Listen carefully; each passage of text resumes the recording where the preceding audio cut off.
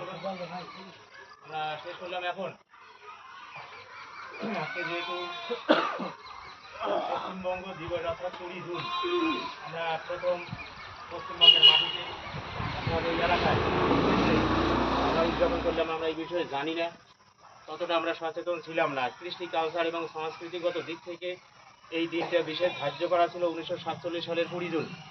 কিন্তু বিভিন্ন সময়ে বিভিন্ন শাসকের অধীনে থাকলে পরে যে শাসকের তত্ত্বাবধানে কতগুলো জিনিস অর্থাৎ বাস্তবায়িত করার ক্ষেত্রে বাধা হয়ে দাঁড়ায়, সেই জিনিসটা বাধা হয়েছিল এতদিন।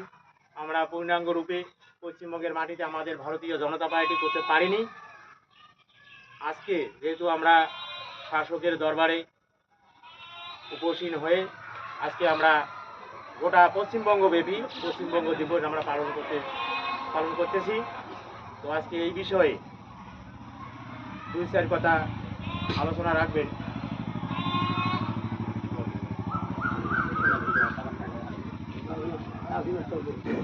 এলাকার শিক্ষক, গৃহ শিক্ষক, ব্যবসায়ী সমিতির সভাপতি মাননীয় আসিফের